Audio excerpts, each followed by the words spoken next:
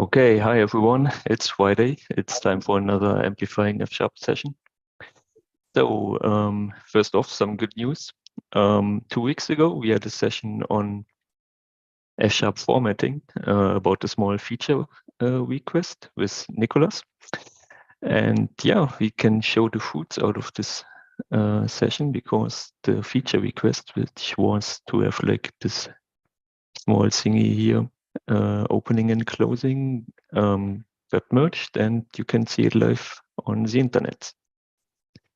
And another nice thing is that we are seeing people really picking up on the idea of amplifying F#. They watch the streams and they feel inspired by jumping into the projects and opening PRs. And yeah, that's really was the goal, and it's really nice for us to see that it's really working after a couple of weeks. So the second news is a release which is dear to our hearts. Fantomas 6.0 was released 2 days ago. And yeah, it has some nice new features, like you can see here. You can now control the verbosity in the console output. Josh worked a lot on the stoop styling support. We have some great performance increasings because of Jimmy's work on the parallel formatting. Edgar worked on exposing the Oak RP, and he's also using it already in his own new NuGet packages. And for tooling support in IDEs like Rider, we have a new cursor RP. So yeah, give it a spin and enjoy the new release. So let's go to today's session. Josh will tackle a problem. It's about the stoop styling, which he introduced some time ago. And yeah, there are some smaller things left to do, and yeah, one of these we will tackle today. And with that, I give it up from one maintainer to the next one. All right. Okay, yeah. So just by way of introduction, my name's Josh DeGraw. I'm an engineer at Pluralsight, and I've done contributed a handful to Fantomas. It's been awesome. Our team uses it at work, and we found it very helpful to keep the styles consistent. Like, it's just awesome. But yeah, so I'll go ahead and share my screen. You can show what we're talking about. So, all right. So this is the original issue that we were going to look at. So basically, we've got 3 different ways that you can format for records that span multiple lines. And like Dave mentioned, I've done a lot of work on the Strauss strip style, which would be this one here, where it starts on one line here, it has its own separate line. But we also have what we've termed the align style, which is where these brackets align. And currently, the problem that Florian found here is that if you specify that you want the align style, if you pass in an anonymous record type to a type parameter here, it still just applies this Strauss strip style, which, as you mentioned, this probably wasn't something that was introduced with the Strauss strip style. This was actually something the way it was already handled. But just the idea is that maybe we should just have it respect it here instead of changing the style. So yeah, that's what we're going to look at today, which also kind of feels a little bit like going against everything I've worked on, because I've done so much stuff adding the Strauss styling. But no, it's all good. We want it to be able to match the goal, or to match the convention that you specify in your configuration. So yeah, let's dive in. So first, to try and figure out where I need to go in the code, I pulled up this tool that I believe Florian has made out here. So it's basically just a way to take in, well, it's got a lot of different features, but the reason I'm using it is to identify the abstract syntax tree, and specifically in this oak format, to find where the nodes that I need to look at to change are. So I can kind of click around in here and I can see which parts of the code I'm looking at. And I found here, this is where I'm going to look at here. So this is a type of non-record node for an anonymous record, which is within a type application node here.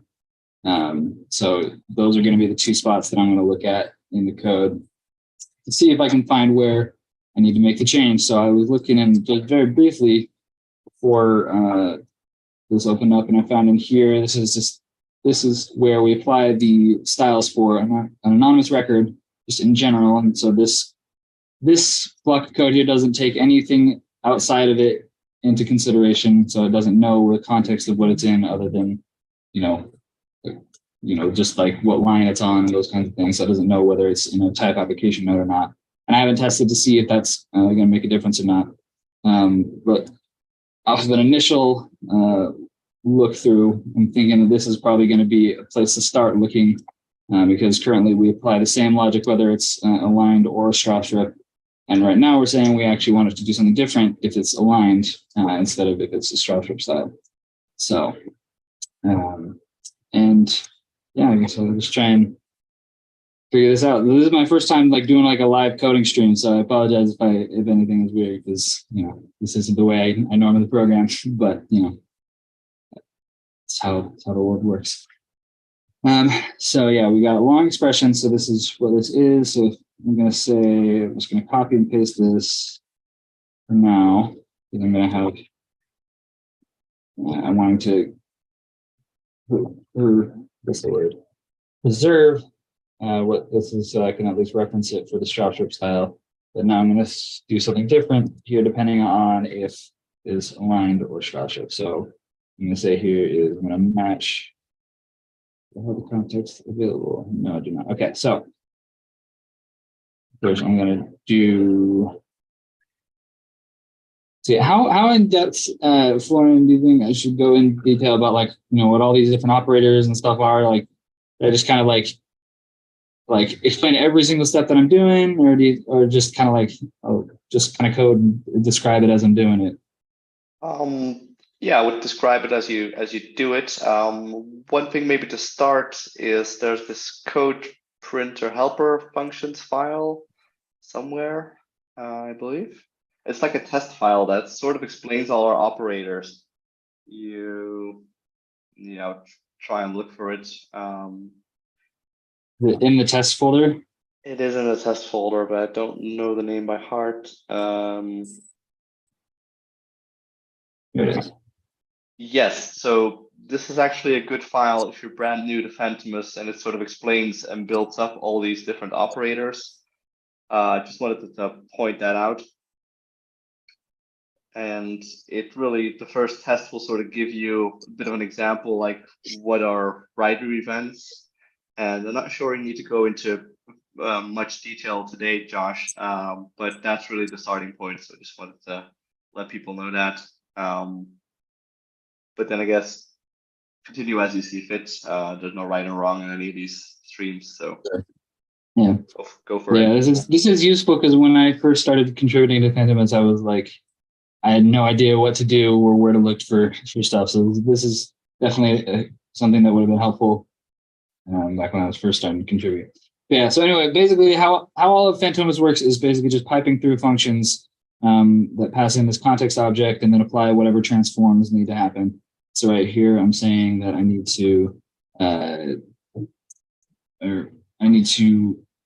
do something based on this context here, which specifically I'm saying that I need to handle this case differently depending on whether it's aligned or using straw strip. So what I'm going to say here is, well, actually, first let me check to see if there's one that just takes in there.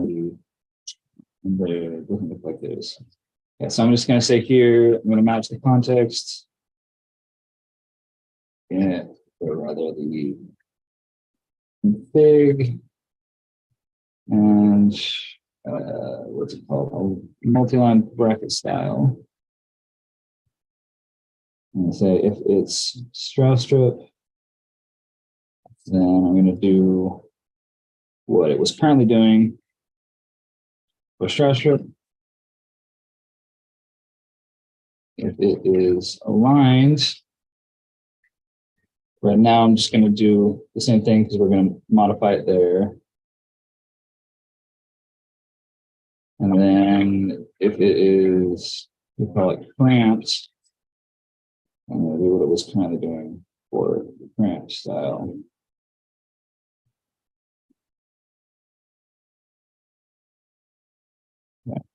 So this should be currently duplicating the same exact behavior that it was already doing.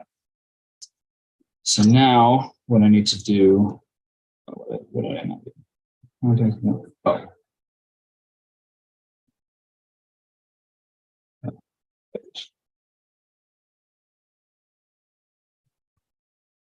You need to pass in that context into each compose function in the match case. That's right. See, there's a prettier way to do this in a second. But now I'm just going to pass it in directly to all.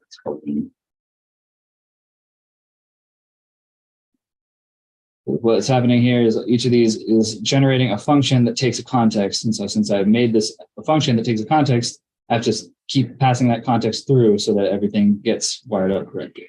So that fixed that. So now I'm able to actually test out to see what changes will happen differently depending on what I need to do. So I made this unit test here to test out the difference. So I'm going to make sure that he's in the right configuration.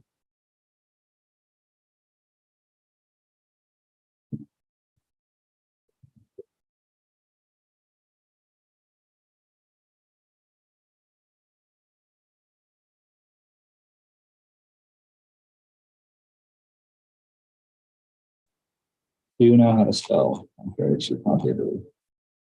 Okay. So I'm expecting this test to fail because I haven't actually changed anything yet. But I just wanted to run it and see what it says.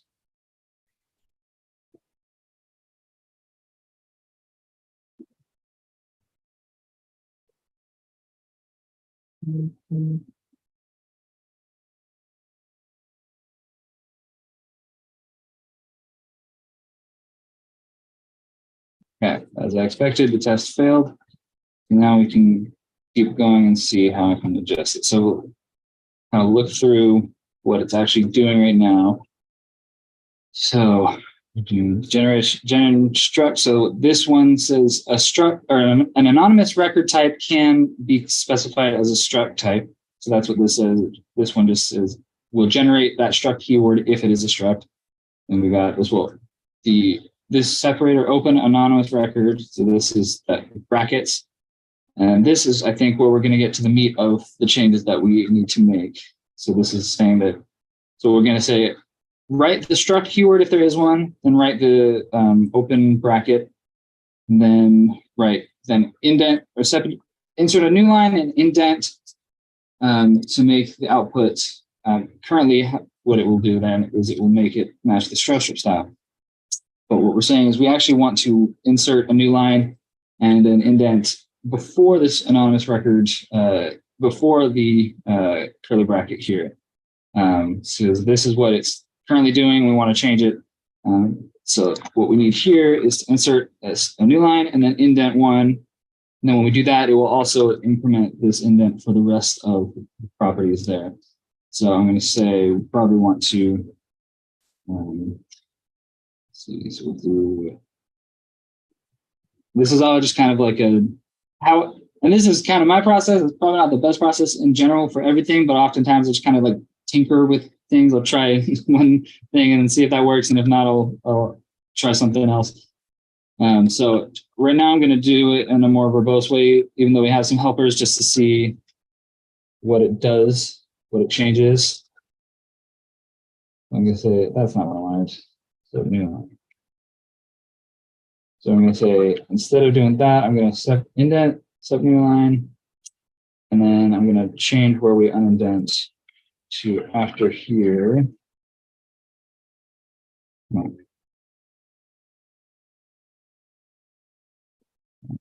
this. Now I just want to see how that changes.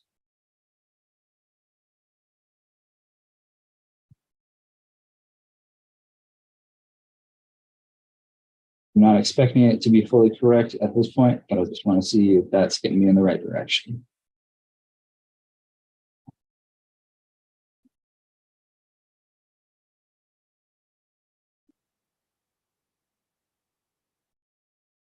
Okay, it did something. That's definitely closer. We're not putting the curly bracket right here anymore. We do have that new line and some extra space.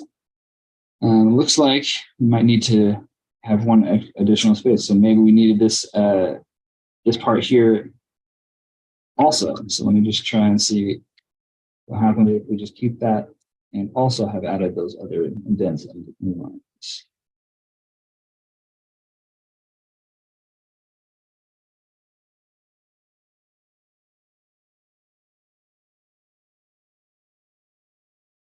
That did nothing because it was not in the right place.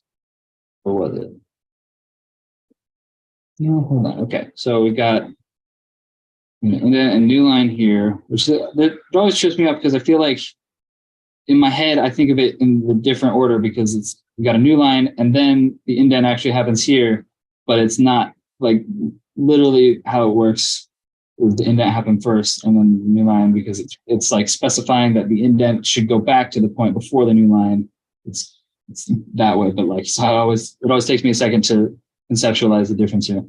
But I'm gonna go ahead and debug into this test so I can see the full string that it outputs to see, because it's always a little bit more difficult to see the difference when it's all condensed onto one line.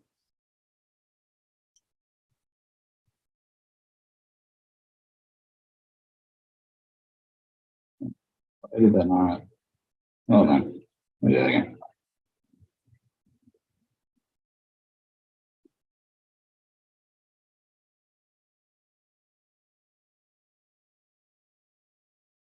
Why is this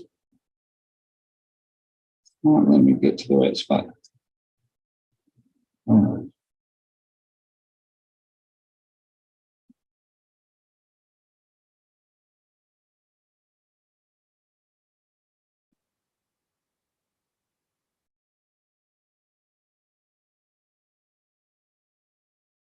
That's frustrating. It's not working like I'm used to it working. That's fun. Let's see. Now I'm going to do this. I usually don't need to do this, but it's not working with me. So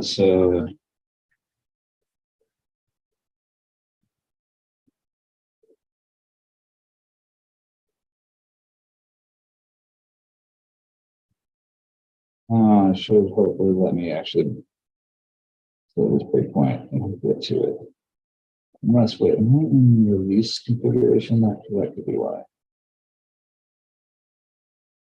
Yeah, that's fine. All sorts of fun stuff. I love that. Okay. Let's try this again.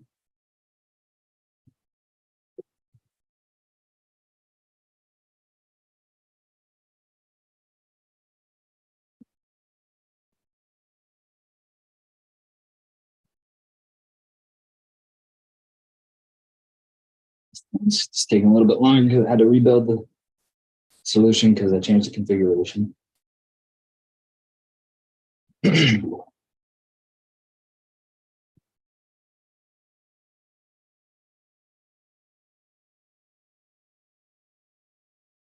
Isn't this the best part of programming is waiting for things to build? I swear, it doesn't take nearly long enough. I wish it took longer because it would give me a lot more time for quiet contemplation.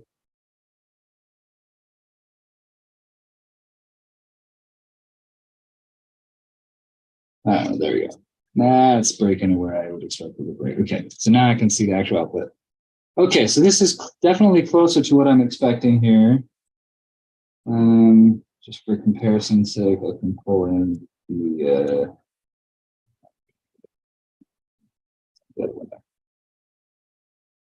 one. So this, let's compare here to what we're expecting. And this may, Florian, you can correct me if I'm wrong, but this may or may not be the exact output that we're going to expect, because it could be technical constraints might necessitate it being slightly different or whatever. But so looking at this, This actually looks more correct. Let's say, could you count the spaces before the opening curly brace? 1, 2, 3, 4. Yep, that's correct. Yeah, so then that so output is more probably more correct than what was in the issue there. Cool. See, that's exactly why I was wanting to check that. So now that tells me that my test was invalid on at least that one spot. So I'm going to update that. So we got 1, 2, 3, 4. Now we get accordingly, and then remains to be seen exactly where that last angle bracket's going to go, but we'll figure that out. So now I just want to see that that part is where I expect it to be at this point.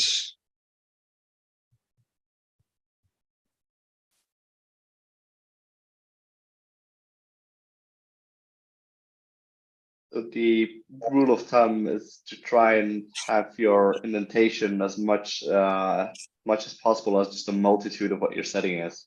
So in this case, one indent is 4 spaces, so everything should be, just a multitude of that. Yeah. We're also running into another fun thing, which is that sometimes the fact that this delimiter or this bracket has 2 characters, that sometimes can cause some confusion under the hood. I don't know if that's what's causing this thing, but this is one space different. But that's, I guess, is this what we're actually running into? Because if this is the case, then I'll probably want to add another indent, maybe. We'll see. This looks a little tight in there to me. The other way around, you need to add 2 spaces. Yep. Well, that would make sense. I was just saying it looked a little too tight in there. That looks a lot better to me.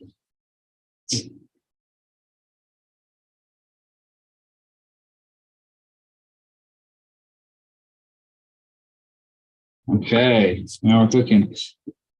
All right, so now seeing here, we've got, and this always causes me extremely minor annoyances when I'm doing stuff, because sometimes I'll make a change here and then I'll forget that I accidentally left a space in.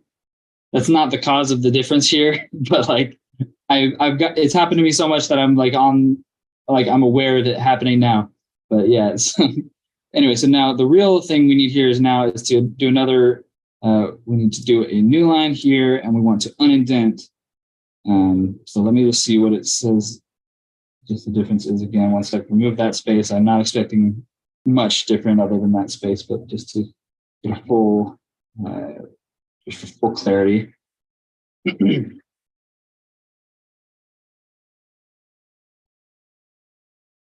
Yeah, perfect. So we're wanting to get a new line here and then an indent. Although in this case, technically thinking about it the other way, and the way that Fantomas thinks about it is, instead of like writing a new line and then adding 4 spaces to indent, we're actually unindenting horizontally and then inserting a new line to that new indent spot. So that's what I need to do here. So I need to do an additional unindent and new line after this closing bracket, potentially. So I'm going to try that, see how that goes. So I'm going to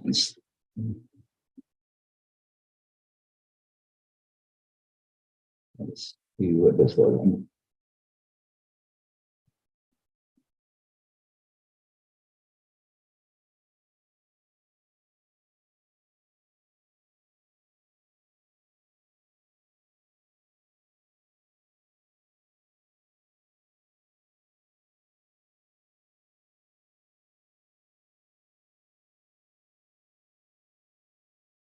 Not quite. So this has additional space here. Why? Let me think here. So it's the same as the I'm going to debug so I can see it in line. That's the fun thing about debugging formatting issues with white space is that sometimes it's really hard to tell what is actually different when it's compressed onto one line. Okay. So looking at this, honestly, this looks better. So I think this is probably what we should go with, unless you would disagree with that, Florian. Well, this is a tricky one. Like, this is definitely open to interpretation. Like, should the last character sort of align with the closing brace or not? Or should it align with the word convert to? Guess, the definitive answer should come from the style guide, but for now, I would just pick what the Also, option probably is. worth noting that right here in your original suggestion, it was actually doing that. It was aligning right there with the convert. Yeah, that might be because it's closest to what the other types do. So there's that. I guess you just want it to be consistent among the tool, and from a stylistic point of view, you want to, well, settle it in the style guide when there's controversy. Yeah. So could we go to the online tool again and just tweak the setting there a little bit to see what actually happens when you put the others in there? Yeah. So you're talking about to see what it does if I say cramped versus straw stroke? Exactly. Let's check cramped. Hold on. Okay. Let's do it like that. Do straw stroke. It does feel, this actually stays aligned with that, which that actually feels odd to me that it adds in the space there. Is that?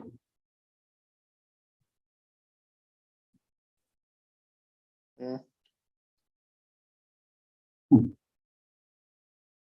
That feels weird that there's a space there. Is that expected? It just doesn't know, well, the convert to doesn't know that it has a anonymous record type, so it looks a bit funny now, but if you imagine that this was just like a very long word as a type, then it makes a little bit more sense that you wouldn't see the space because the long word would just be on line 4 and 5, if you catch me. So, and I think our answer is probably going to come from how it behaves with the other tests. So that the problem space typically here is that you need to make up a rule that is valid code always. Because if it's not valid for any other example that might have something along those lines, then we probably want to make our decision based on that. I was trying to find it and I couldn't like in the couple minutes I had before getting on here. Do you know where other tests would be that could be checking for this with different styles? I would run them all right now. Yeah, for sure. See what happens.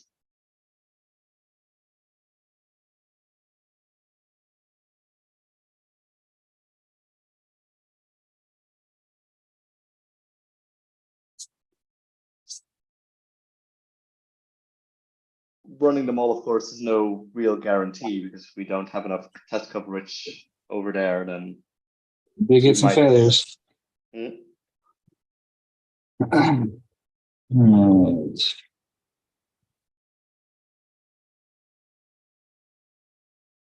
Okay, so this is, I think the problem that we're running into here now is that I was making the changes to any anonymous type, but this is really only needing to apply if it's a type parameter. So those changes that I made might need to be moved to a different place.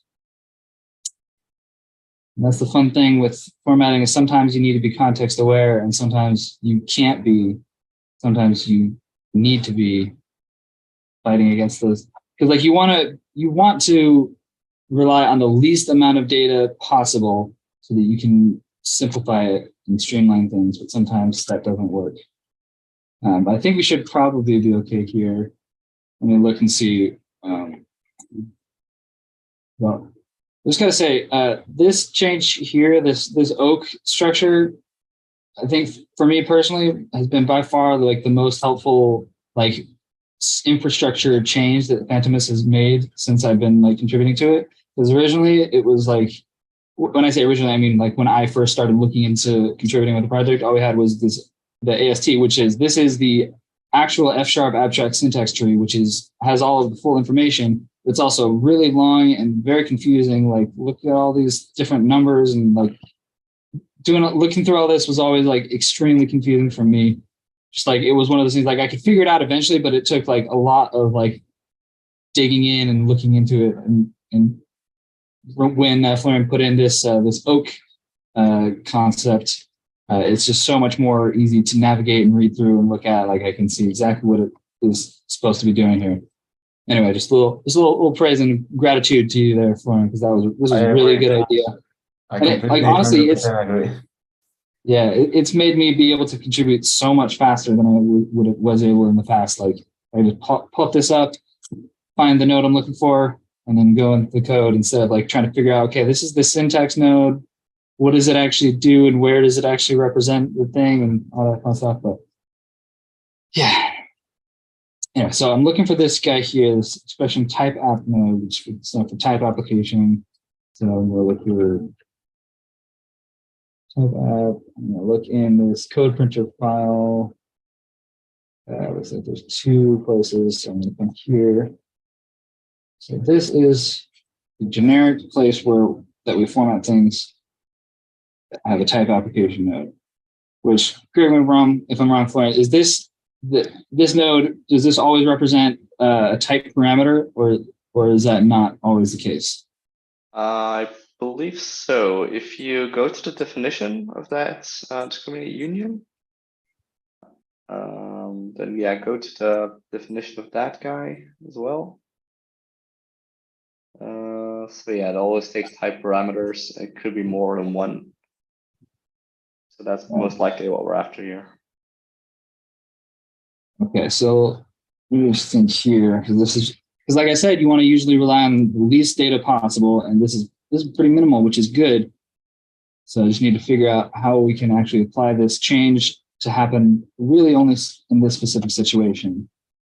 Because I don't know if we'll need to update the change here or in where we were making the change, because we're wanting to change the styling for anonymous record types in a specific situation. And we do that in a couple other places in here where we handle a specific node in a specific situation. And I think it just depends on which case being handled, how we actually address that.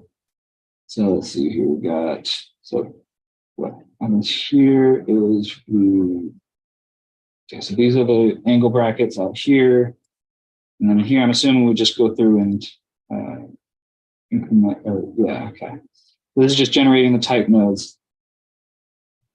And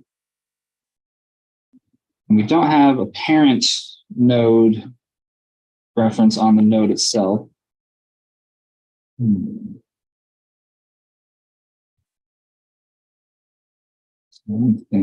So what we could do is say, in here, generating type parameters, we could handle it because really this is only going to happen if you're passing an anonymous record type as a type parameter, and it's the only type parameter, and it's aligned, or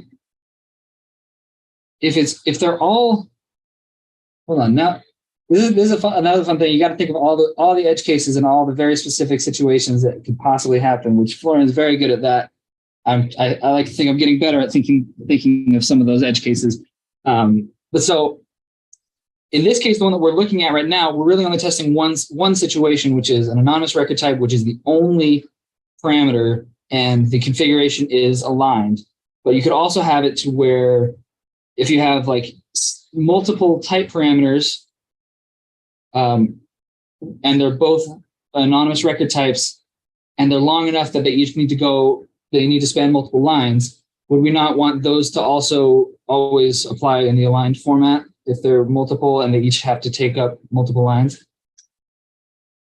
Yep. I'll say, like, my thought process here is that I think what might be the best place, or might be the best way to address it is to, instead of handling this specifically for the anonymous record type, there we could do the indenting stuff here, and say that if you can have some check in here to say, like, if there's one parameter and it's an anonymous record type and multiple lines, and you can check that here, and then you do the indenting here.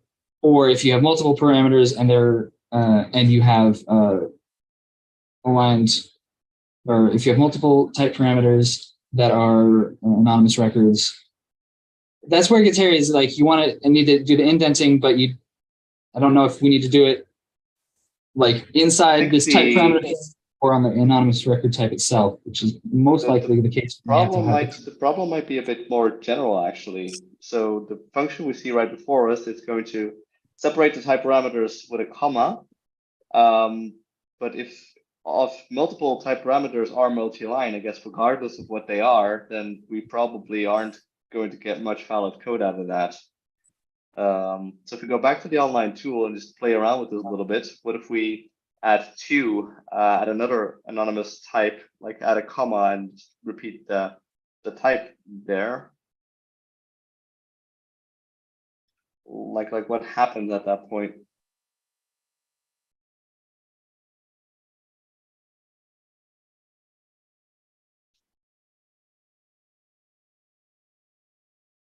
This looks pretty good, but I guess if you were to change this to cramped.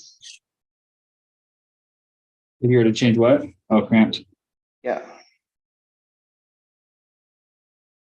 Yuck. Yep. I had a suspicion. What? Like, they're probably, where this function is called to generate all the type parameters, it probably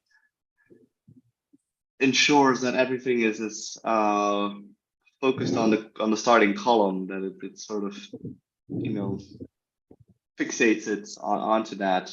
And the question is that required or not? Because ideally I would expect something like this, right? Even slightly different, actually. So when you copy this and put it back in the input panel, the first question is this still valid AST? Because otherwise Fantomas doesn't work.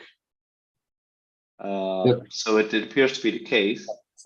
But if you were to change the word convert to something longer, then this is what we call a vanity alignment. You need to align all the other lines that came beneath it. Otherwise, you don't have valid code anymore.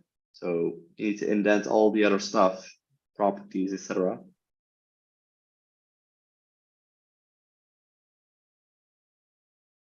And yeah, kind and property, it all needs to align, I think. Yeah. Times like this where significant white space can be frustrating. Yes, because if you were to commit this in your Git source control, then you just change the name of convert to something longer, but it just has a ripple effect. So I guess we want to avoid that altogether. And my current thinking is if the whole thing is just multi-line, exactly.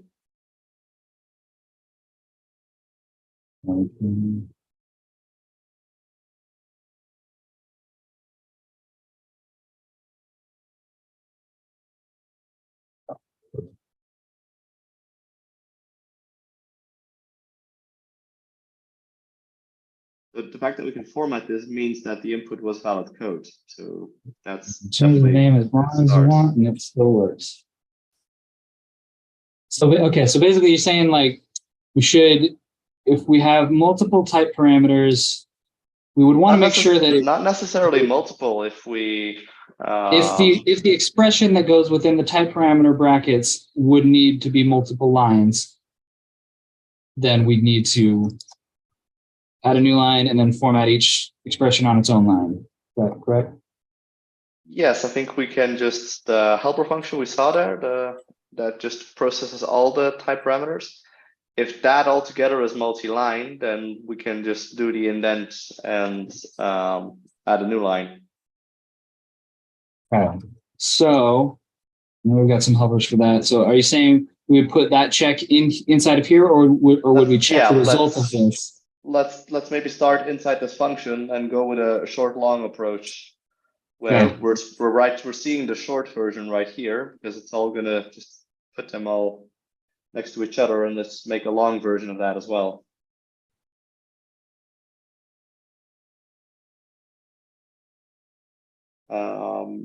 Can let's create the long version first, just like let long equals, and then yeah, I can basically copy paste, but you want to wrap this inside the indent set new line unindent. Can probably pipe it if you like. Or are you saying to just pass there was short into it and then new line? Yeah, let's make a short on a long, and then use the function expression fits on rest of line. Yeah, exactly.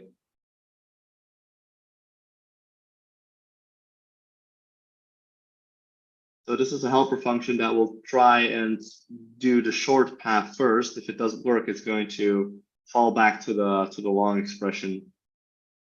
And the way it works is that it sort of looks into all the things we put on this line and some internal check with the page width in mind. And if it still fits, it still fits. If it doesn't, it will do the long. Now, the problem with using short as you have it there in let long is that it's going to still do everything with a comma. So you want step comma and the new line when you're collecting them. Exactly. So you want to.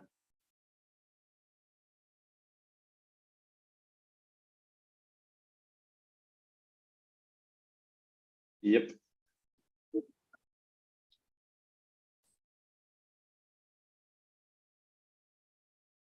Boom. All right, so then we got that. Then I'll need to go back to the anonymous records stuff. I would actually go in source control and just undo that first block you did there.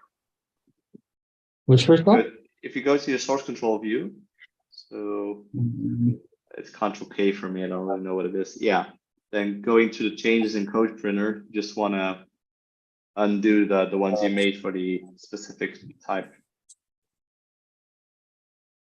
You want to press the down button. Yeah. Exactly. And then just here, undo all those. All of this? Yeah, I mean, it's going to be fine. So, yeah.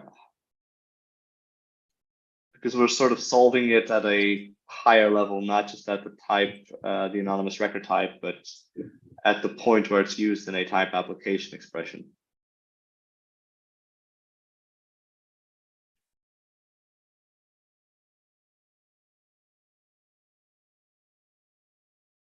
Just gonna run and see our initial unit test.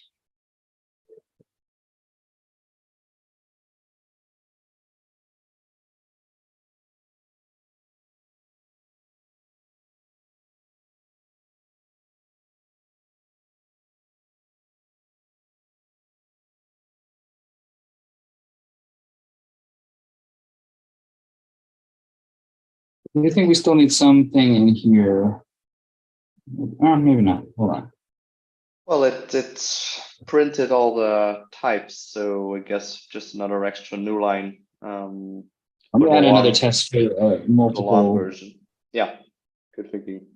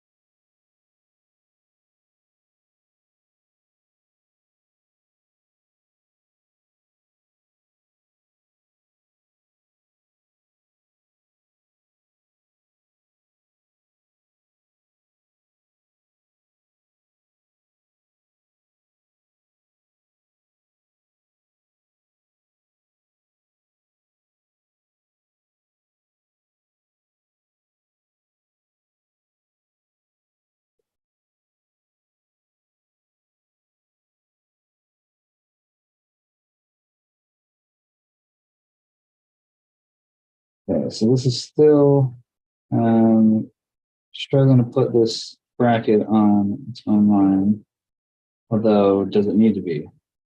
You want that? You want that? That's what we were kind of talking about, I think. But Yeah, exactly. um, So I think from the code we changed, it makes sense that it's right behind it, given what we did.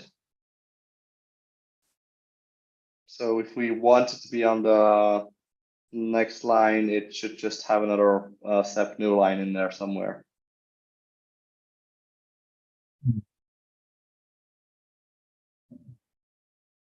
So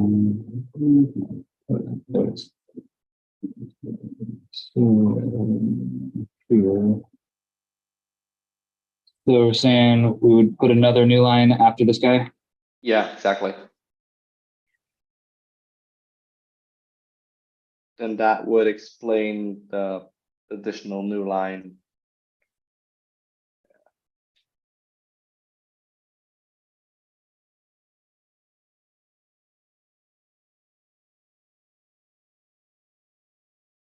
We'll need to unindent as well.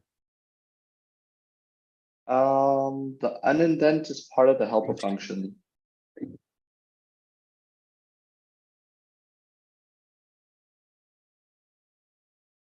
So this probably is the test results.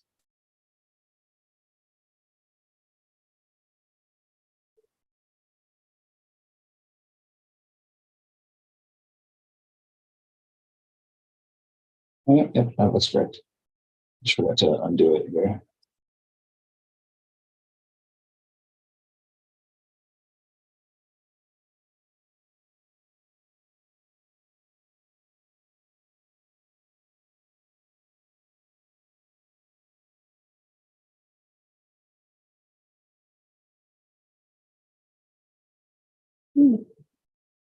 Awesome. Now I got some other failures now.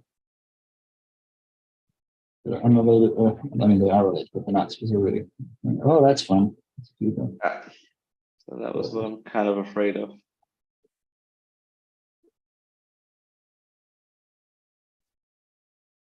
So long story short, I think there's just an offset error when you have like a nested version of this. So there is unbox of foo, which has then two closing angles.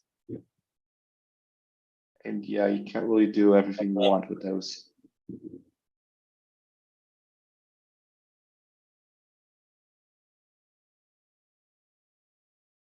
And so this is also, yeah, you could. I think if you copied the unbox bits and then paste it in the online tool, it will tell you that this isn't valid. That's my guess.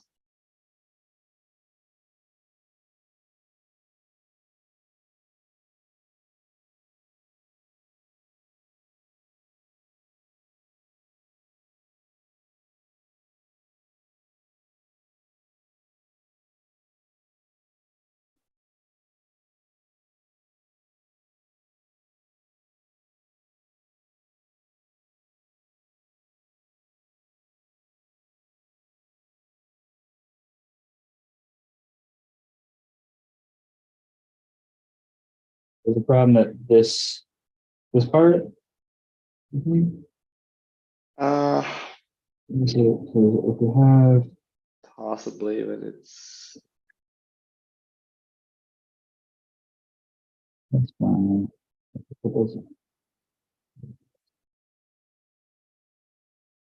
This is fine.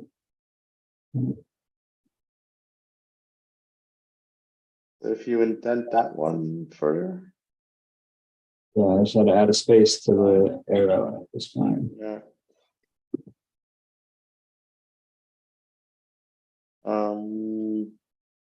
But yeah, that one is also kind of weird that foo doesn't seem to indent the tuple inside of it. Yeah, that is weird.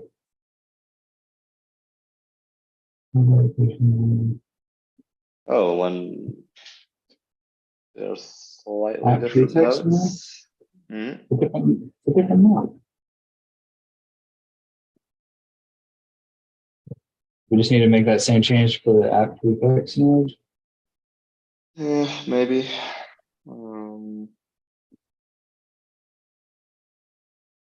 The danger is, of course, how valid is all this code going to end up?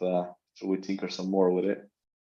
Let's maybe take a look at the other case. That one might be easier, actually. So the other failing test was about more of having a string.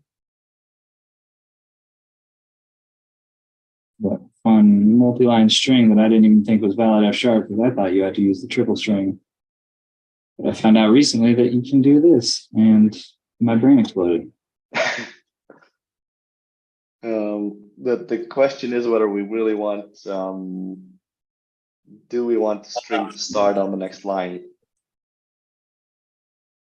Let's see what the pull output is.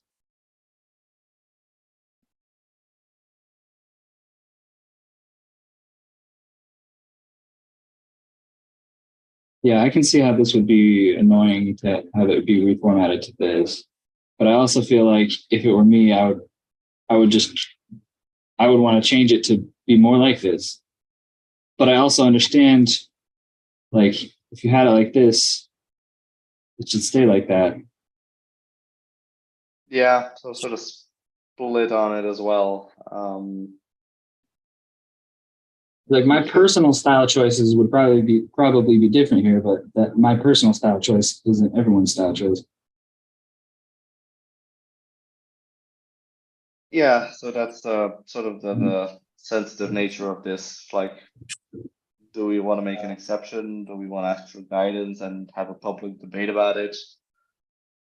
Or do we just want to have another sort of exception case where if we have one single parameter that's a string, then we just do short.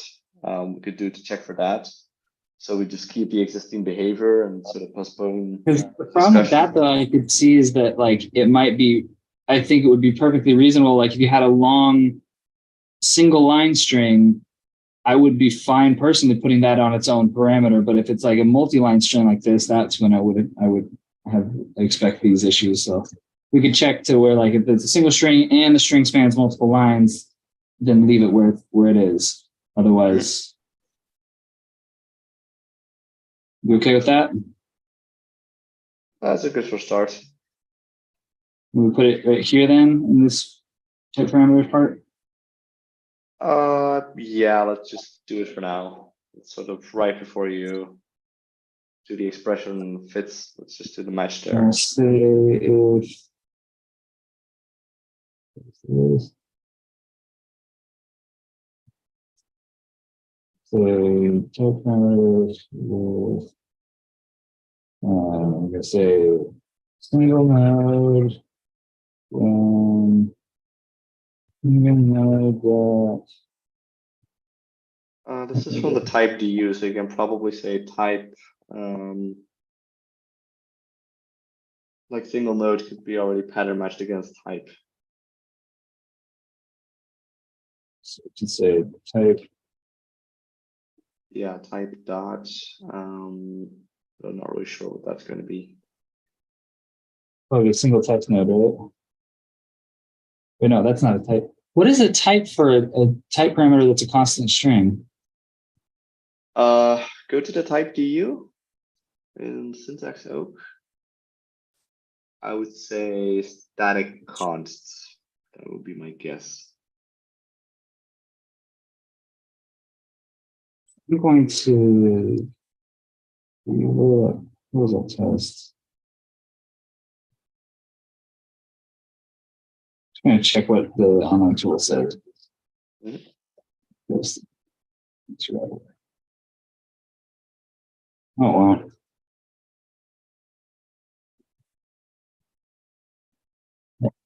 No, what is happening?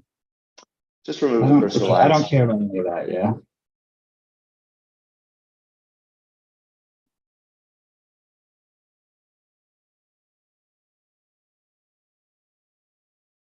It doesn't say what it is. Well, in a way Which it makes does. sense. It's a single text node. So if it doesn't say what type it is, it means it's a single text node. So it's going to be wrapped a little bit. So it most likely is a constant expression. not this expression, static constant, I guess, and then constant will be from text. That's my Okay. educated guess. Yep, that's it. Okay, so we got static constants, and then what was those? Constant about context.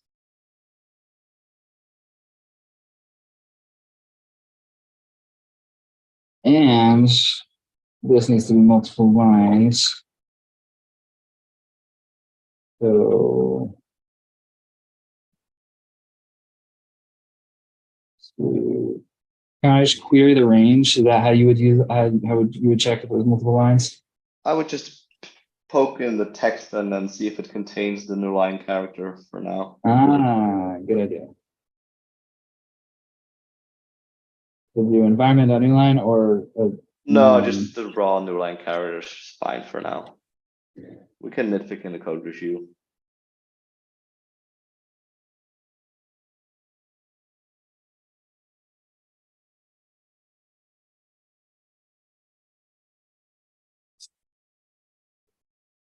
okay.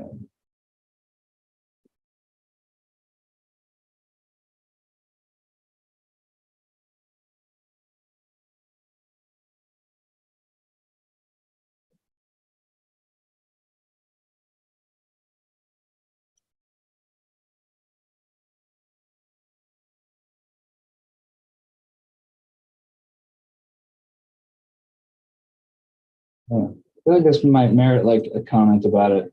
Oh.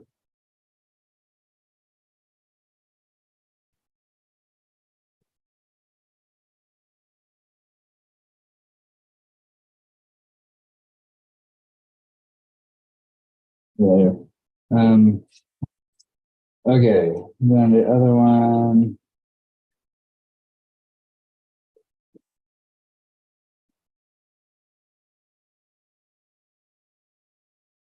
So the problem here says this is a function type inside of a nested generic application. So, people can do some funky stuff with types, I tell you. So basically, we just need to make sure that this generic type application is following the same rules, right? It looked like it was a different node, type. Yeah, copy that again in the online tool. Let's just format it as we think we want it and see if it still is valid code. So that was all the change that I need to make it valid. But we have to follow the same rules. It should go like. I think the tuple will stay on the first line because the tuple is the first in the function thing. Is this a tuple or is this? Yeah, BB will be a tuple, I believe. Wouldn't it be though? No, I think if it was a tuple, it would be with that. Yes, you're correct. It's gonna be this, exactly. Yeah, good thinking. This is how I would expect it to be formatted. Yeah, that does seem valid. Although I guess the foo line 6 and 7 probably are one indent back. So it might, yeah, unindent that because it should probably match with foo and unbox.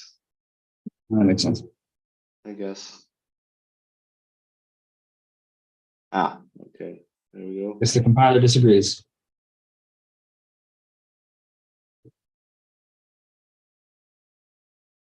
I'm just going to see here if so. This is in the type app prefix. Oh, no, wait. It's if you format it, that's when the compiler disagrees. So the fact that we're getting the oak means that this is valid AST. So that's good. Oh no, it was complaining when I changed it to this. Ah. This way it's fine with. Yeah. Okay. Just feel like matches closer to what we're currently doing already anyway. Well, I'm afraid it isn't because what we what we did with Well, the well, not with this part, but yeah.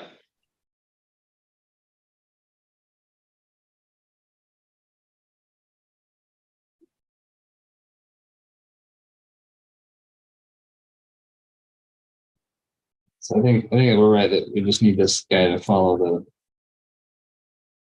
So prefix node, what are we doing there?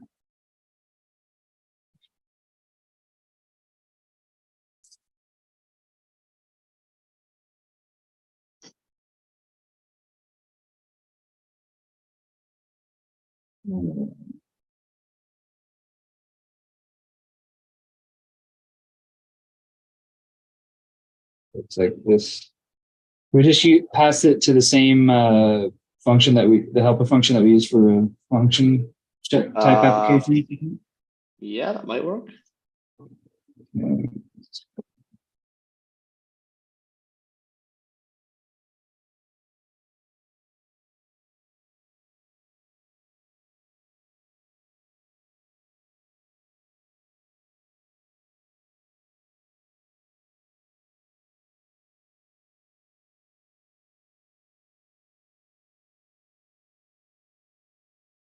Right. Another to you? Yeah, let's try.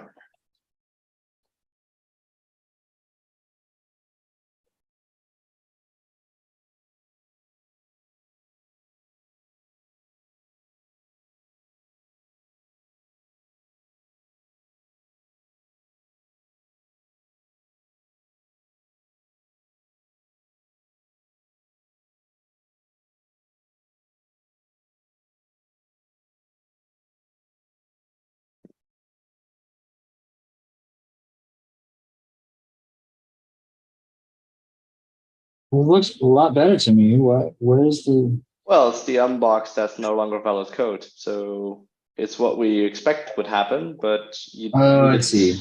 Yeah. Why is it doing this here when it wasn't before causing any problems? Like, as in, like, it's not in there are other things here. Oh, because you don't have the greater than, smaller than, lower than. Like the fact that these are nested, that's most likely where our problem statement is coming from. I mean, it's the Lexer that just can't handle this or just doesn't see this as valid code. So this really we is would just how do you think we would solve this then? Because basically all that. So you're saying that this would work like these brackets are fine if there's not nested brackets here? Is that what you're saying? That's my lucky guess right now.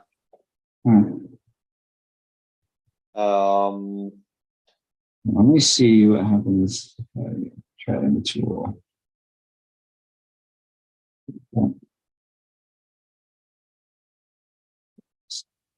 Confirming that this is not a valid. Okay. I'm going to add a space there. One space there fixes it. Wait, what?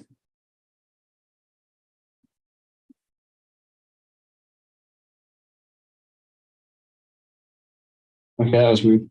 That's what. What do you? So. Oh wait, is it because? Yeah. It's because it now aligns with the first on line 2. So line 6 and line 2 probably now align, and that's where it gets valid again.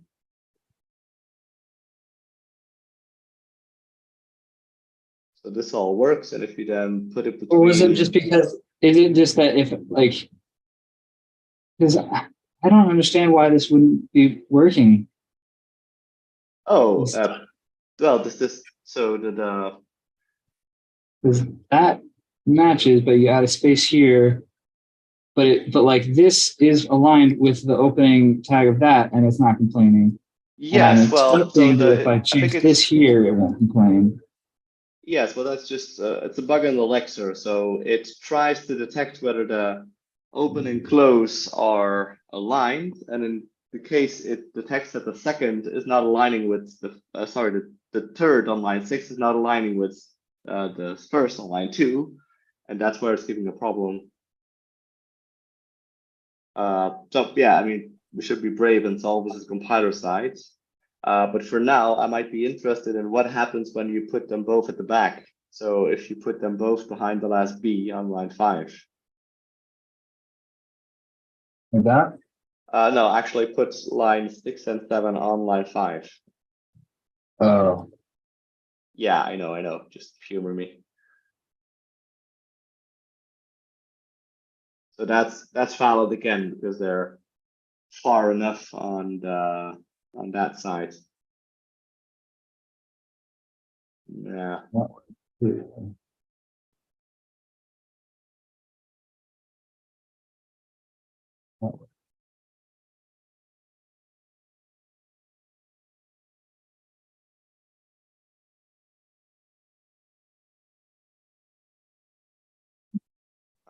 So is this a thing where we need to fix the bug in the compiler first, I think, or we just need to work around it for now?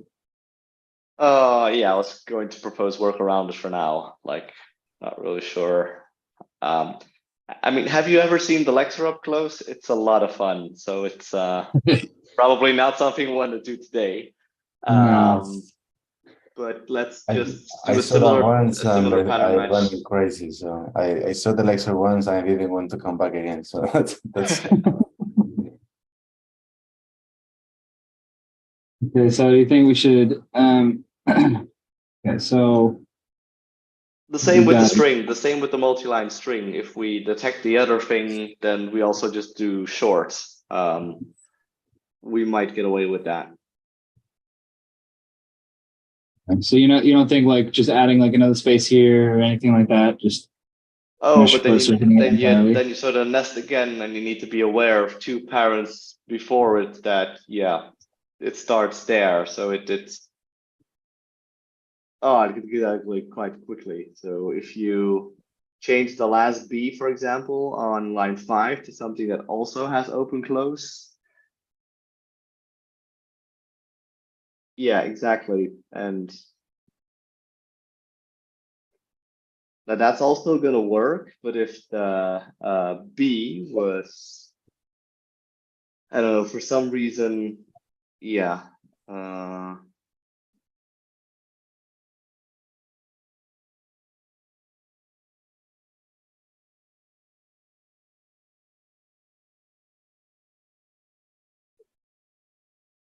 Well, that's also going to be fine, but it's, I guess you need to like wrap foo all together again in another foo, like put another foo around foo, and then so foo is on the next line, and then I guess make foo on line 3 a lot longer.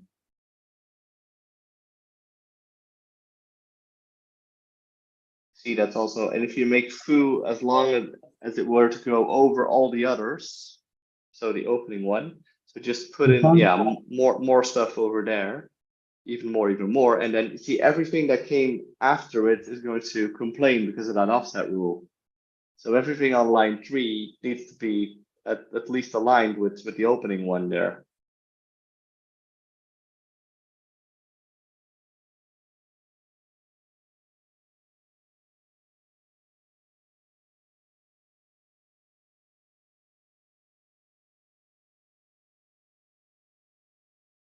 Do we need to have a rule that like if there's a generic type within a generic type, add an extra space before the closing angle bracket? If it's as simple as that, we could try. Looks like that was kind of what was happening. Like there was a thing in there that was specifically adding an extra space. Yeah, there's this add extra space. Maybe that's what that was for.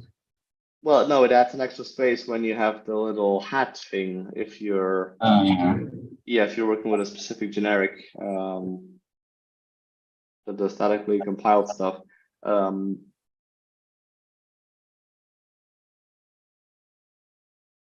Well, potentially, I mean, if we could extend the check and say that add space is also true based on node arguments, maybe it's okay. Okay. So we'd say like if any of the arguments are a generic type.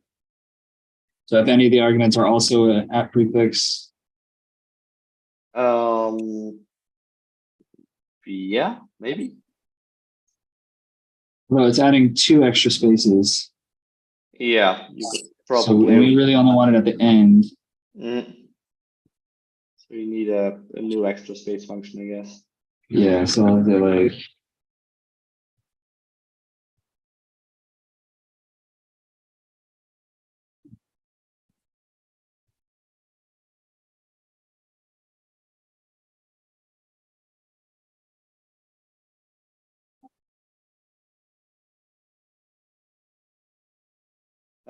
Exists probably is what you want to find. that is what I think fun.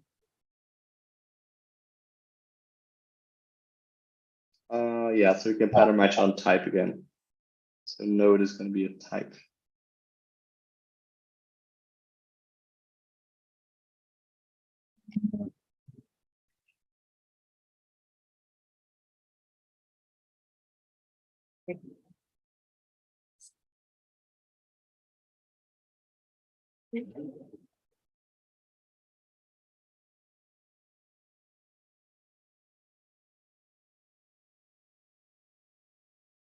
Do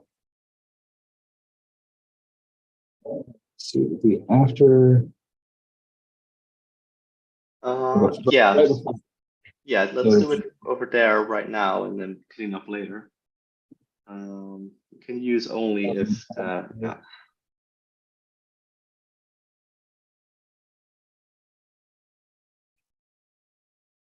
Let's run this test and see what happens.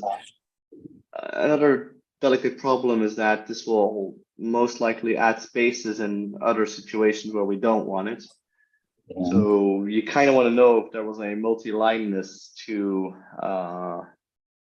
the nodes to the That's true. like generic type parameters, you know, which we can solve, but let's do one thing at a time.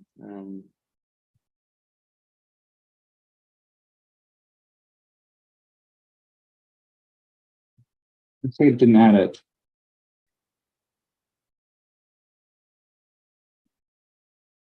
Hold on, let me see what this.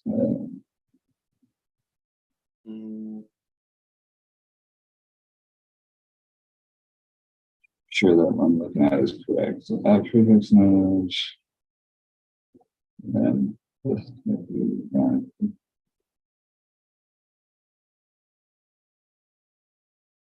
So if you format that function right now, do we? Okay, now change the max line width to be like 10 or something, so that we.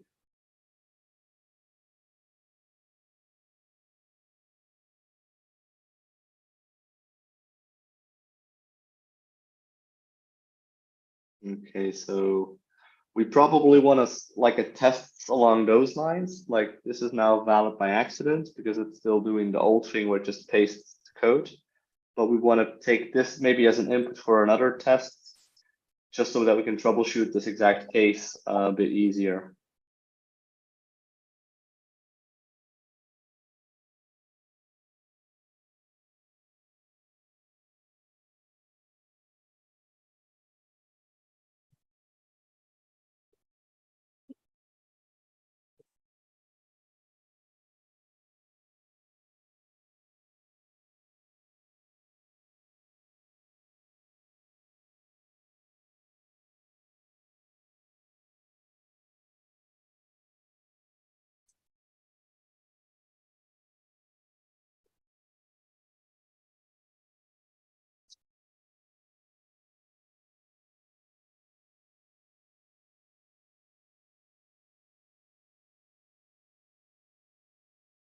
And then just change the config to have the max line length. Yeah, the config should have a max line length. Yeah.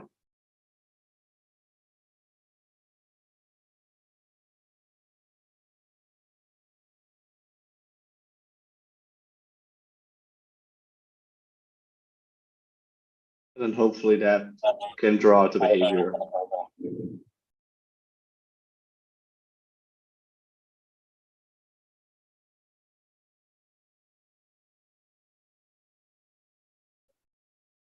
Okay, so that's good.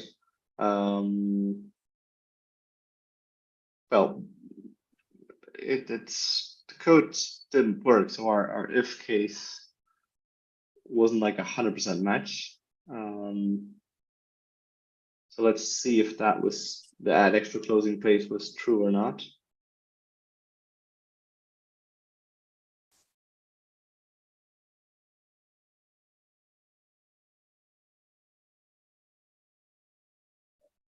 Oh wait, yeah, okay, I know. Okay, so this is true, but subspace actually does a little bit more than just adding a space. If you go into the definition of subspace, it actually only is going to add a space when there's no space that came before it. It's sort of like if there's, yeah.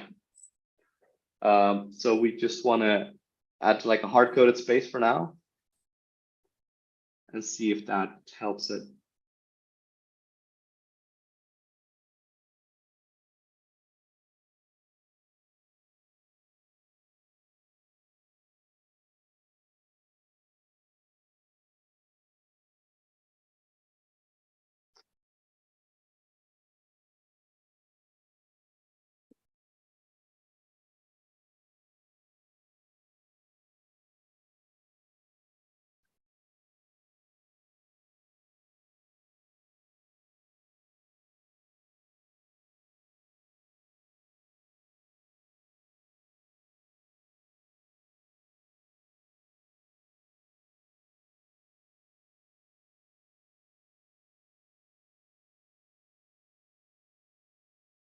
Okay, so that's the inner one.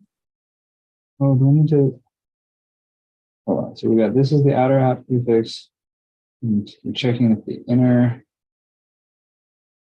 This actually doesn't make sense to be currently because the node. Yeah, it does. So if you go back to the tests, we're just seeing this twice, and probably going to hit the breakpoint twice as well. No, sure, yeah. I guess what I'm saying is that so it's saying that so this is the node, and it's saying that this node is so this is the outer app prefix node, and we're checking the arguments to see if any of the arguments is an app prefix node, but none of these are. Yeah, but that's just because of the inner wouldn't have the problem, I guess. No, it needs to know it. Yeah, it needs to be aware of its parents. So we're looking at this from the wrong angle. Could you go back to the test?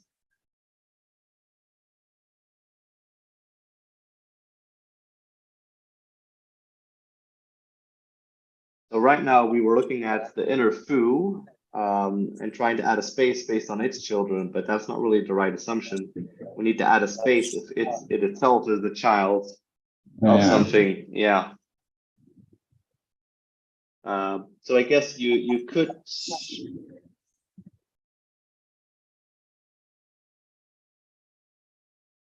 Yeah, it's not gonna work even.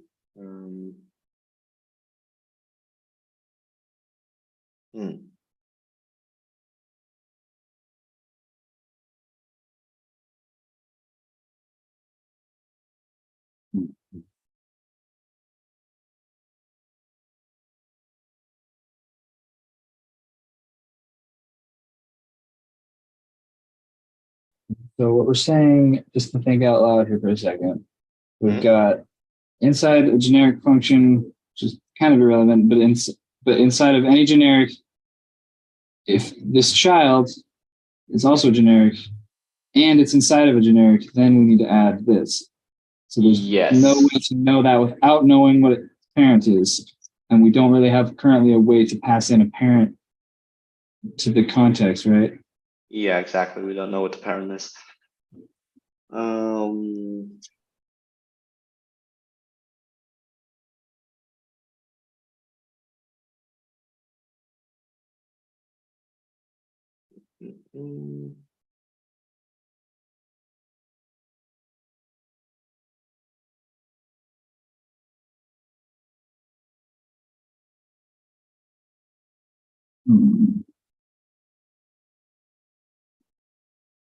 Yeah. I guess fixing the Lexer bug might not be the biggest stretch anymore. I mean, if it is a bug in the actual compiler itself, like I feel like it's worth submitting an issue for, but that we Yeah, still have to do definitely. something here in the meantime. Even if we did fix it like today, and with Phantom is getting the source well tomorrow, and then have our thing we have right now, people won't, even if we format this like that and it's fixed in the compiler, people won't have access to that compiler until the next .NET release. So if we have our fix, then Phantom is going to be shipped until people can actually use that. Yeah, and potentially there's going to be a fix in .NET 8 even. So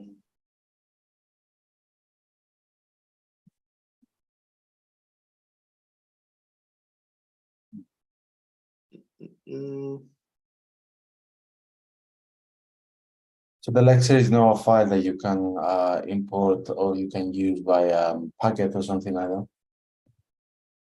well, we actually do. So if you look at Fantomas FCS, you'll find the Lexer there. So we could be brave and take a look at that. But the point We is, could if use it. The code that it would output would still be invalid yes, if the user is using the older compiler. Right, yeah, that's true. exactly.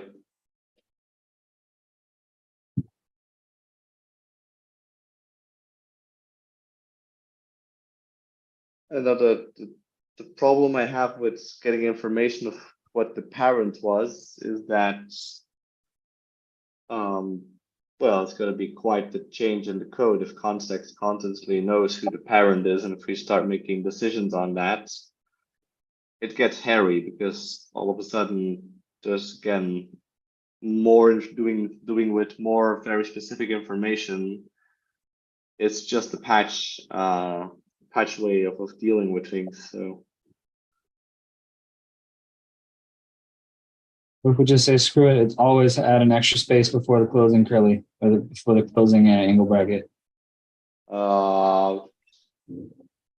Would change a bunch of format everywhere, but if that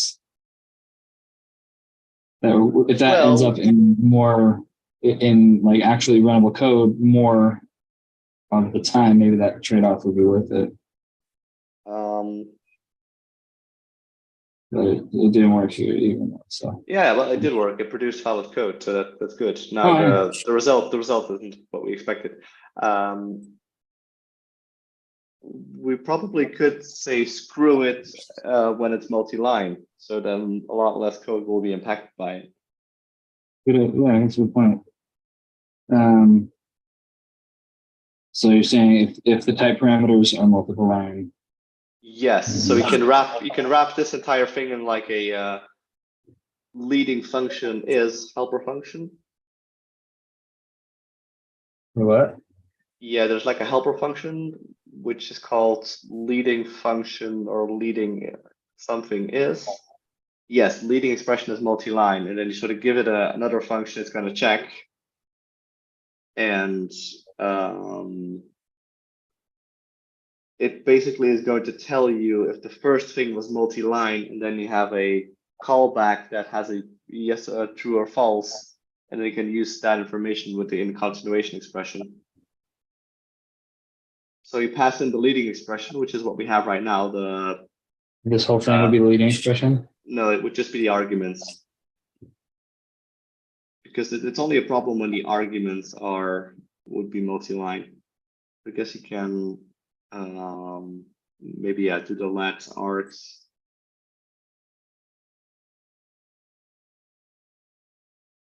Yes, and args is then the first, and then the second is a callback. Exactly, your autocomplete is kind of okay there.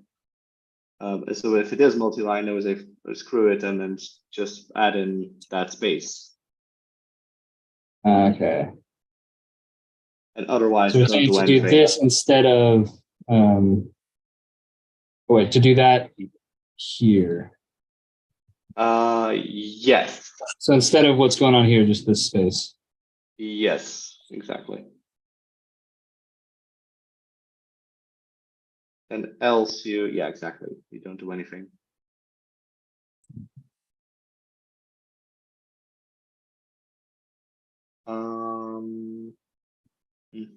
But now you're having arcs double, I guess.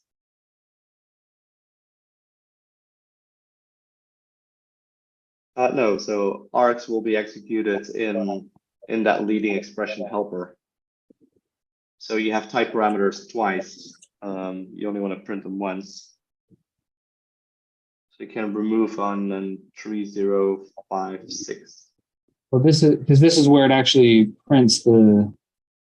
Well, it will now do that in the helper You're adding function. this. It will do it in the helper function. So it first just prints type parameters as is.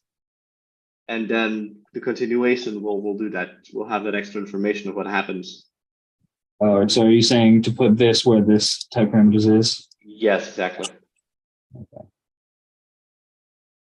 That's still on.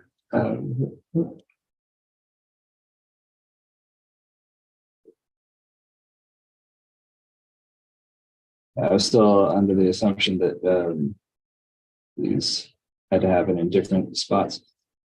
Okay, so if that's the case, then I'll maybe just remind this. Mm-hmm.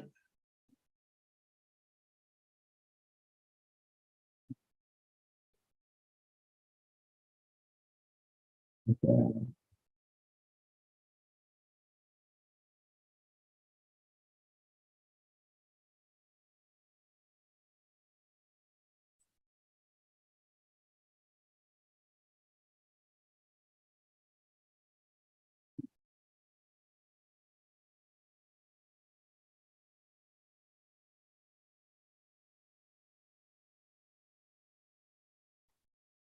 Yeah, just change Still the okay. expectation. Still okay. So this is an issue with the function thing, which I feel like for this test we probably don't want to worry about, right? Yeah, it should be fine to remove that. That's a completely different thing.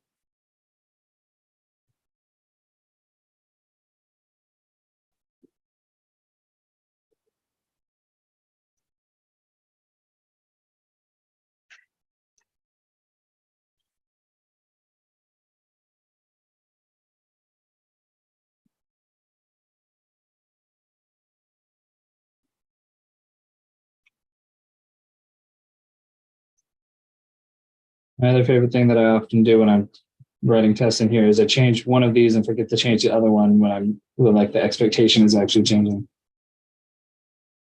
Okay. Is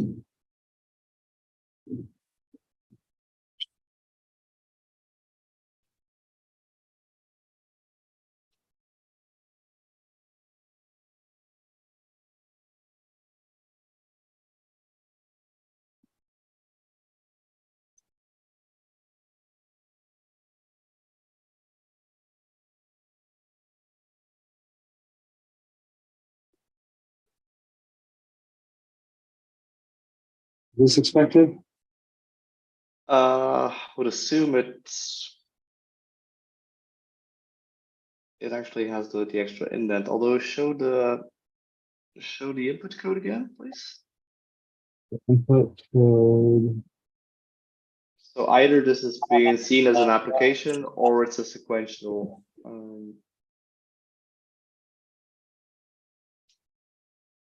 Input.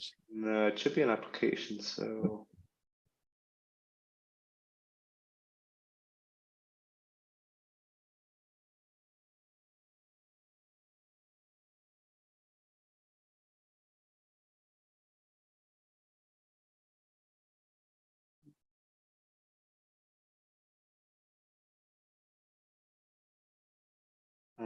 go into the generic type parameters function again. Maybe we're just missing an indent or having one too many.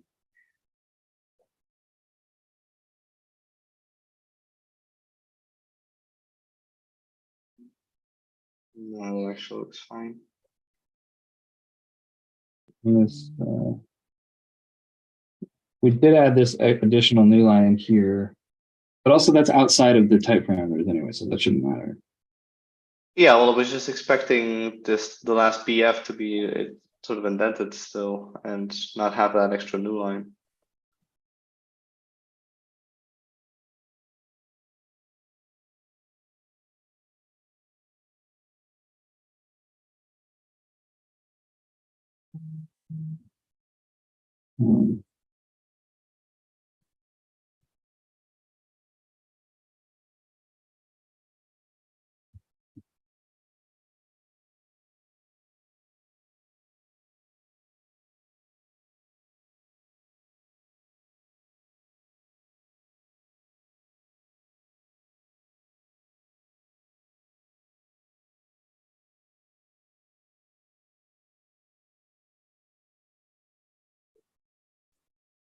So checking the type prefix, so outer is application as a type prefix. So type prefix.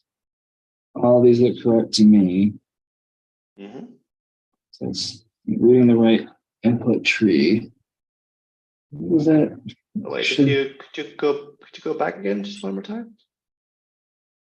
So this is gonna seem more confusing than it should, but it says expression computation body node, which in a weird way is saying that these are two things that are sequential, which happen more often in computation expression, but we're actually not inside of them.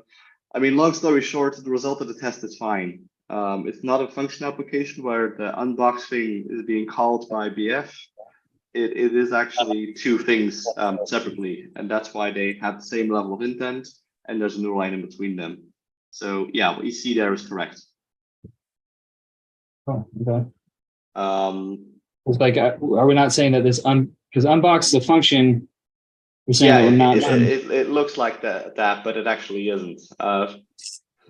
So the original Like, I have input code that looks like this as my input. Yeah, but if you look at the function, if you look at the untyped tree of that, it will tell you that it's a sequential, which means two things following each other. Yeah, so it's that sequential, and then there are just two things in there. One is the type app, and the other one is the ident. I mean, hard to see, but on line 16 you have the type app, and on line 33 you have an ident BF, and these are both wrapped in that sequential. So it's not a function application. That's what I'm trying to say. So that's why they're two things separately. Yeah, I mean, it looks weird indeed, but it's, it's what we got from the parser initially. So exactly, it's what you had there. So you can, you can remove the spaces before but that is the correct result. Okay, other than that, I do need to go, I'm afraid. So I'll need to leave you guys in capable hands, as there are many maintainers on board on this call, so I trust this will be okay. And we'll probably need to follow up on some more edge cases that might come out of this, and take a look at what we can do on the lecture side. Maybe not, to have a fix very soon, but to eventually have one. Will be a lot of fun. Okay, sorry I need to leave so suddenly, but there's somebody at the front of my house, so take care of that. Thank you very much, Florian. All right, cheers everybody. Bye. Bye-bye. Bye. hoping that these ones are just spacing issues, which I can probably. Yeah, most of these are going to just be expected result. Yeah, so this is like something that I think. Yeah, most of these are going to be like actual, the style is changing, so the tests just need to be updated for them. Yeah, so far that's all of them. Yeah, so I can probably I can do these offline and put up a PR with all these changes, or we could do it together real quick. What do you guys think? We are in this together, so if you have the, if you still have the energy, just let's do it. Yeah. All right, let's try and do it real quick. All this is just updating the tests to match the new behavior. Let's see this one. In a lot of these cases, the easiest way is to just debug into the test, see what the output changed to, and then just change the expected output in the test to match what it's actually outputting. Which I think I'm going to do now. Let's see, these are as much fun as it is to try and figure out exactly how it has changed. Sometimes it's just easier to just copy and paste.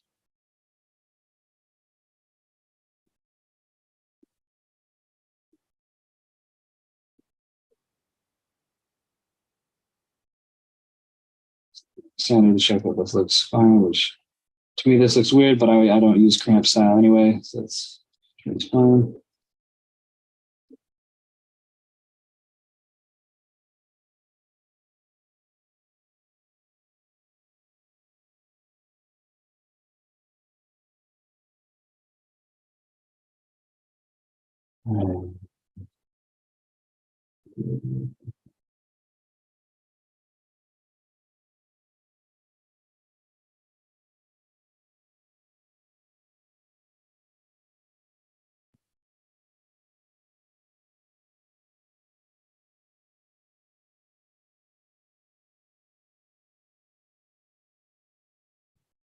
It's much better to me.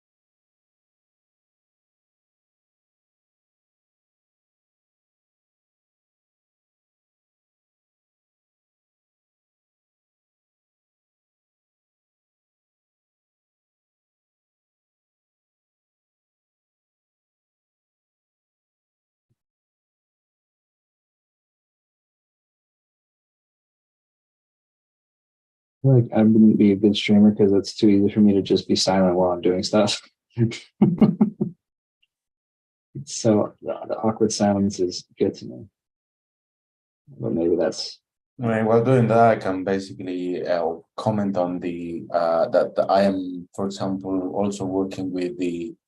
I have been working with the AST in general when I started contributing to the compiler, and it was, as you say, it was a little bit complicated to get my head around because it was verbose and it did output a lot of information that was really not necessary for what I was trying to do. So also when I was using Fantomas to generate code, that was another downside using the old AST, because you need to actually maybe write 78 lines of code just to generate a lead binding. I'm when Phantom or when Florian was like he made a post one time of like why you should use the AST to generate code, and his example was let A equals 5 or something, and it was like 50 lines to do that. I'm like, why would I do that? It's so much extra code.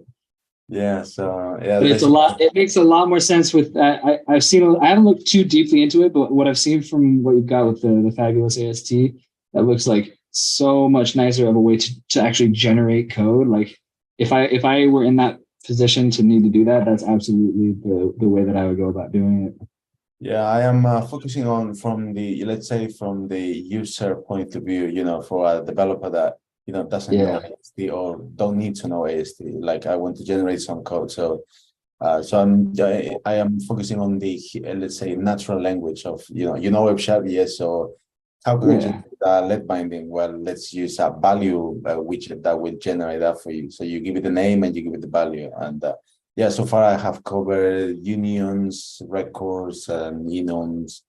And yeah, it's quite, it's quite addictive when you understand when with the new OKAST, it's like, okay, now I can use the tool, the online tool, to actually see what's generated, and then I need to translate that into, some nice DSL that, I mean, Fabulous uses did change the DSL, I think, a couple of years ago, and they went from a really simple DSL, and yeah, I mean, hopefully it will be useful for people, and I'm definitely going to use it for my own project. So, yep. Yeah. That's awesome. There's some really cool things with that.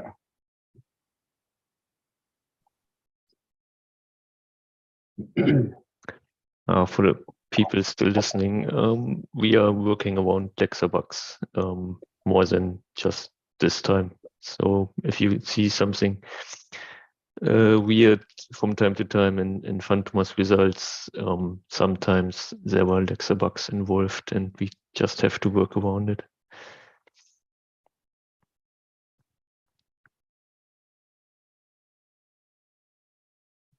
From as a user of Fantomas, I can say that it's really good from work, from basically using that in on my development day to day, and also in the CI.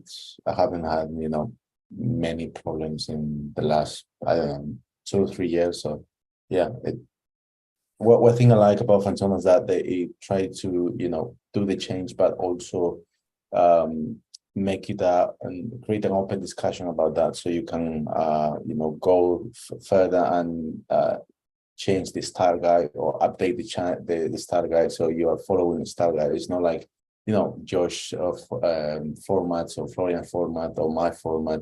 Is the F-sharp way of doing things, which is really good.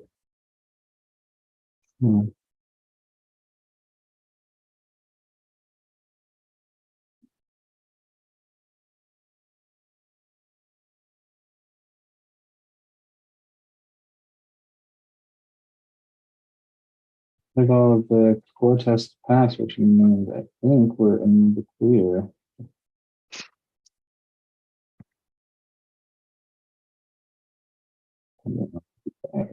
End tests. Yeah.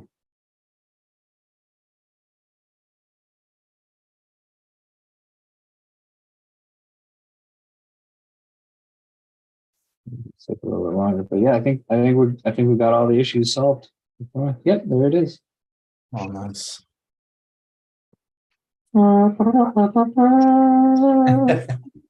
Perfect timing for to close with a green unit test in a good state. So yeah, About to end on a happy note.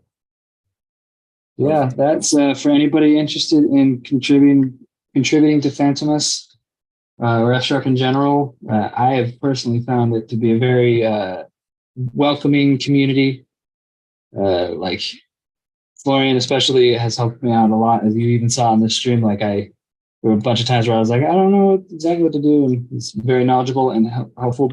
But also, Dave and Edgar have also contributed a bunch to Fantomas. So yeah, this probably has been I think my most wide impact contributions to open source. I've done a couple other things here and there. But yeah, it's been nice to be able to see specifically all the stuff with the Strauss strip style and stuff. Being able to open up more people to be able to use Fantomas because they can use the style that is more familiar to them.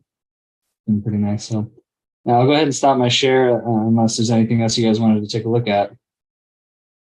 Well, that's it from me. Thank you. All right. Yeah.